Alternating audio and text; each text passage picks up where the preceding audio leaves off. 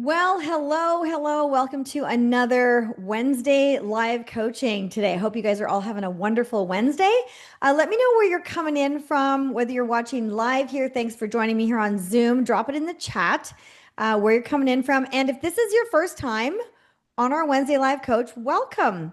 If you're watching in the Facebook group or in the portal, let me know where you're watching from too on the replay.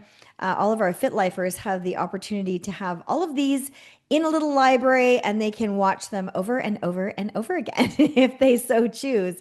So, all right, today we're talking all things inflammation. And so, inflammation is the root cause of all disease. Inflammation is something that is going to happen. We can't get rid of all of it, but we can significantly minimize it. Okay, so let me address why can't we get rid of it? Well, we can't get rid of it because there's things in our environment that affect us every day, like toxins in the air and things on our food, and then there's stressors, internal and external. Maybe there's injuries or stress that comes on us at work or in relationships or whatever.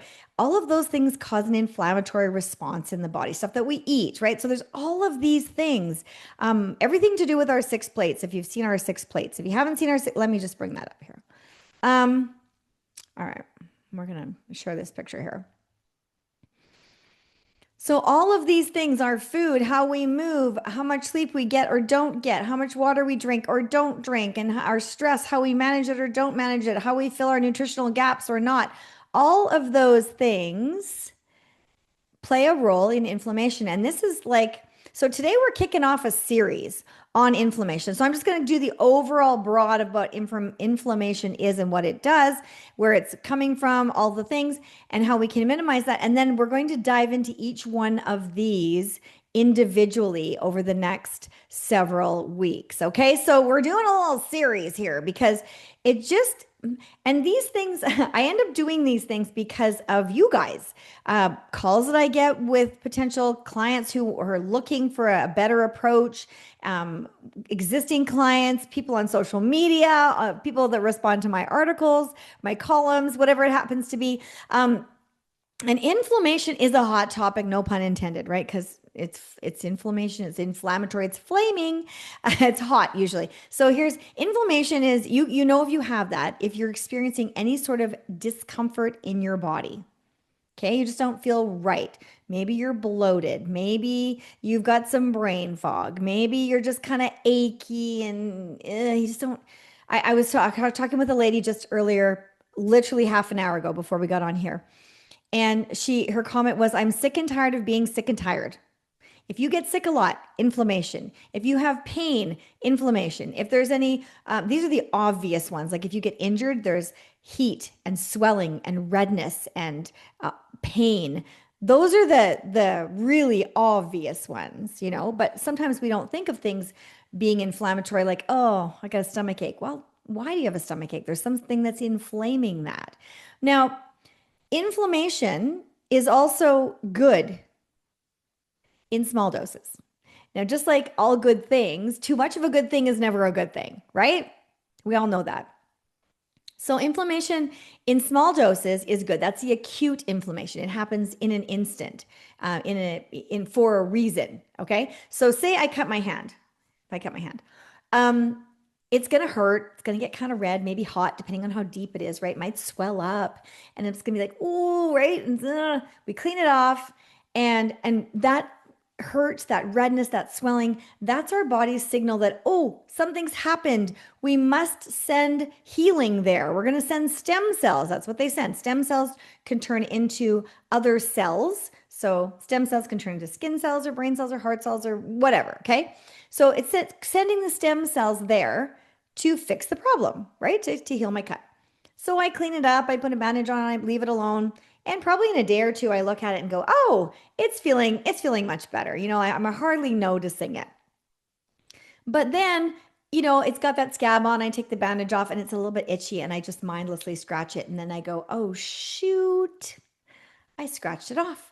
And what happens when you scratch the scab off? It's bleeding, right? It starts to bleed. And then you're like, ah, darn, now we have to kind of start over again. But now it's itchy. So I'm mindlessly picking at it, whatever, forget about it. And we know, right? You know that if you keep picking at that and don't leave it alone, it's going to get red and angry and then infected. And you may need some antibiotics at some point. If it gets too nasty, causing an infection in your blood, you're going to get a blood poisoning. There's going to be a line that's going in one way direction from it. And that's really a no-no. That's the chronic inflammation. You just couldn't leave it alone and it perpetuated that inflammation. Okay, so when we have issues going on inside our body, we have chronic inflammation. So think of that nasty, yucky, pussy. I know it's a horrible picture, but it sort of just goes, oh, right? It makes us kind of think about that. And that's what can be going on the inside. And so inflammation is going to affect all of those 6 plates that we saw. It's also going to exacerbate and make worse any perimenopause symptoms, menopause symptoms, and even just in post-menopause as things have, maybe calmed down a little bit or not. But here's the thing, ladies, we're kind of in menopause for life because there's the peri, there's the menopause, and there's the post, and there's all the symptoms that come with it, the declining estrogen and all the stuff. And it doesn't mean you have to live with the nasty symptoms, the hot flashes and the bloating and the joint pain and the just feeling nauseous. And there's a myriad of them, but it doesn't mean you have to live with them, but they are all based in inflammation. So when we can address the inflammation, and there's a number of ways to do that based on whichever, one of the plates that we're looking at, which we're going to start diving into right in this series. But when we can address that inflammation and start bringing it down, then we can increase the health in our body, increase the positive responses, and just start to feel better. Okay. So inflammation also causes our cells to oxidize, which causes us to age faster, which then perpetuates any sort of conditions or diseases or right? It makes things show up faster. It makes us heal slower, all of those things, right? And so what is oxidation? Oxidation, you can call it glycation as well too. Glycation is another thing that's happening in our bodies to do with our blood sugar when it's not regulated. Okay, so when our blood sugar is off balance, our cells glycate, they oxidize, they do all of these things. What that is, okay, pretend your cell is an apple, nice and round apple. If you cut the apple in half, say you only wanted to eat half of it, you cut the apple in half, you're going to eat half. If you leave that other half of an apple sitting out on the counter, it's going to go brown really quickly, right? You're going to leave it there for an hour, whatever, you come back, it's like, oh, it's already starting to go brown. But you also know that when you put some lemon juice on that apple, it stays nice and crisp looking and nice and bright looking, right? And you know that it's going to extend the life of the apple, right? Is it going to prevent the apple from never going bad? No, but it sure is going to keep it fresher longer, right? We can all agree on that, right? Okay, if you're tracking with me, give me a 1 down below. Drop a 1 in the chat. Okay, so we need to essentially put the lemon juice on our cells. Okay, and so when we're doing that, let's remove some things that are known inflammatories in our environment. We can start with our environment, right? So things in your home, even thinking about what's going. So whatever we put in or on our bodies and whatever situation we put ourselves in, that can either be calming and promote growth and health and all the things, or it can be toxic and degrading to our health. Okay. So we always want to think, what side of that scale are we on? You want to always be on that kind of the upside, because we're going towards creating optimal health, right? And up leveling that. And so thinking about things in your home that can be toxic, that can be causing some inflammation, even some low grade inflammation somewhere in your body. Maybe you're using, so here's an example, a super simple example. Maybe you're using dryer sheets in your dryer. They smell really great, but they're really, really toxic and they kind of put a coating on your clothes. Whereas you can get one of those little dryer balls that take the static out that they don't have any scent, they don't put anything on. But if you want a scent, maybe you should let's try opting for maybe like an essential oil or something and put it in that ball. And you're going to get a nice smelling thing and you're not going to get any of the toxins that are stuck on your clothes because if they're on your clothes and you put them on, now you're wearing them and it's stuck to your skin, and our skin is our largest organ, and everything that goes on our skin has to get filtered and pass through our liver. And that's just causing some more stress the more we put in there. Okay. So our bodies are amazing at filtering out things and healing and repairing and all that kind of stuff. But it's just like anything, too much is really going to cause things to slow down because there's no wiggle room, right? Remember back in science class, we were like in science grade 10 or whatever, and we learned about a saturated solution. You couldn't get any more in there, right? It was like sand and water. And pretty soon the sand stopped soaking up the water and the water just stayed on top because it was saturated. There was no more room for it to displace and absorb that water. Okay, that's like our bodies. If we are constantly under a toxic load or under stress or, right? It can be the and, it can be the or. There's a lot of things that are if we're not eating well, if we're not hydrating, if we're not getting enough sleep, if we're under a lot of stress, if we're not filling our nutritional gaps, if we're having toxic things in our home, all of these things now are accumulating because just like anything, right? Too much, one thing isn't going to kill you. One of anything is not ever going to tank your results or make you feel horrible or this or I mean unless you're allergic to it, barring that, right? But there's one thing is never really going to make a huge impactful negatory on your body or your health, but combine them. Pretty soon, I call it a toxic load bucket. Pretty soon your toxic load bucket starts to get filled up and filled up and filled up and filled up and filled up. And pretty soon that it's like you're washing your car outside, right? Like you have a bucket and you're putting the hose in, you fill it up.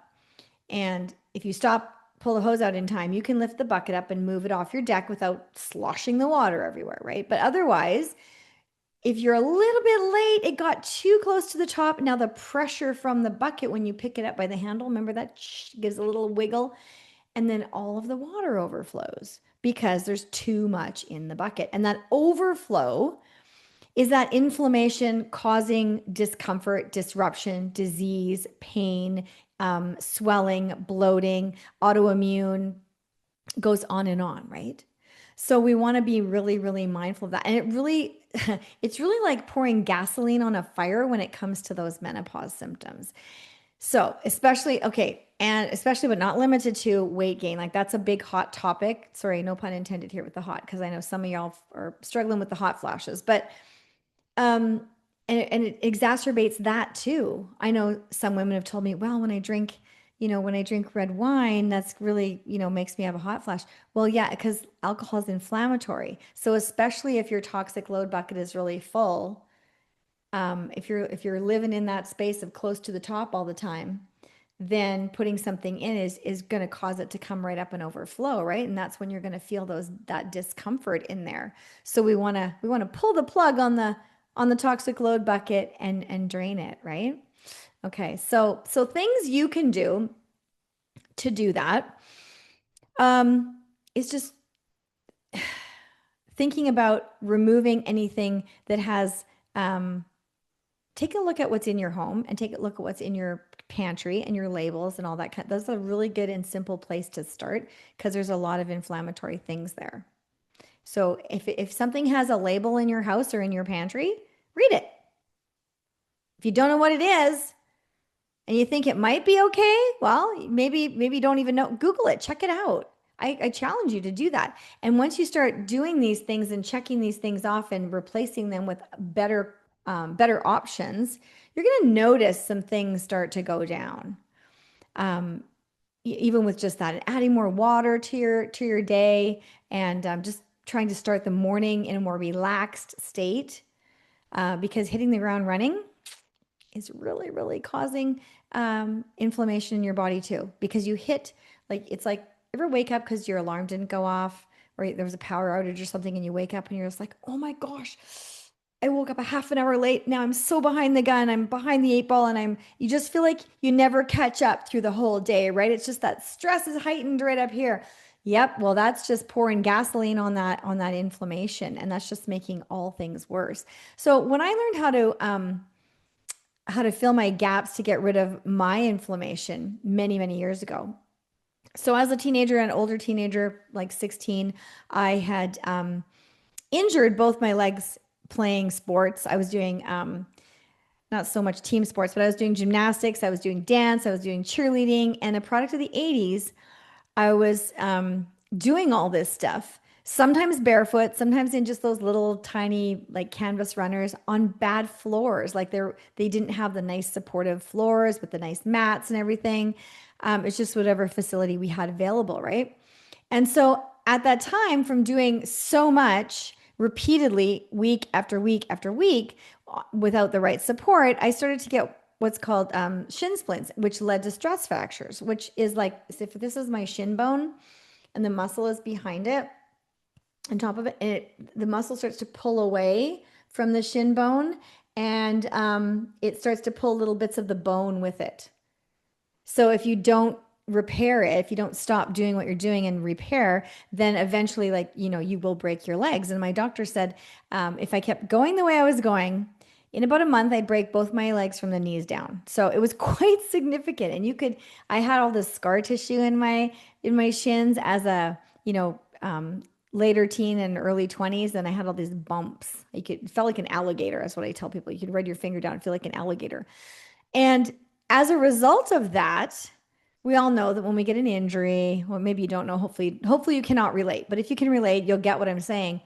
When you get an injury and it's kind of a long-term thing, and you get some pain, some discomfort, sometimes it goes to arthritis pain, or sometimes, you can tell the weather. That was me. I could tell you if it's going to rain or snow for like 20 years. It was not very pleasant, and I don't like to take medications, and so it was very not pleasant, and I learned how to manage it, but I could never actually fully get rid of it until I learned about inflammation and how to get rid of that. So sometimes it's not the thing that we need to focus on, it's what's causing the thing, or what's supporting the thing that we don't like, we don't want, right? So when I learned to reduce the inflammation and then balance my blood sugar and do all the other things that I was showing you there on the 6 plates, so yeah, totally able to get rid of arthritis pain that I had for 20 years. So I know that it's possible to get rid of inflammation, right? And so yeah, inflammation, like I said, is the root cause of all disease. It's firing things up inside you, and it's not your friend. So inflammation in the small doses, very good. We need that for our healing. We definitely need those stem cells to come when they're called and do the repairs. But left unchecked and festering and exacerbating it, and piling those things on, or not removing the things that we know, the known inflammatories, so that our bodies can take a break, that's just setting us up for long-term health issues. So next time we're going to be talking about how inflammation is related to food. So what we can do with our food to help regulate blood sugar, balance hormones, and that will help to bring down the inflammation as well too. So you're going to want to come back, although I'm just going to let you know that next week, so there's going to be a gap week. Okay. We're having a gap week. This week, obviously I'm here. Next week, I will be traveling, and I am going all the way to Florida. It's a very long trip. So there's time changes and weird things. And I'm not going to count on the airlines to be on time. They have not been in the past. So I won't be able to know if I'm going to be able to be live at a certain time. So we're just going to skip next week, come back the following week. You will get a reminder that next Wednesday is a skip. But thanks for joining me. Do come back, because we're going to talk about nutrition and inflammation, how you can balance your food, how that's going to serve you, and why that'd be something that you definitely want to do, because balancing your blood sugar. It's the way you were born into eating. It's your body's love language, and you definitely want to hear about that. So thanks for joining me here today on Wednesday Live Coaching. I hope you're having a wonderful Wednesday. So drop a me down below in the chat if you learned something today or if you found something helpful. And if you have any questions, I'll wait another minute or so. If you have any questions, you're so welcome, Danielle. Thank you for joining here today. If you have a question, anybody, please drop it in. I am happy to answer that. And then if not, then I will catch you all in 2 weeks. And we are talking about inflammation and nutrition and how they relate together. Okay. So, all right. Have a great day, ladies and gents. Until next time.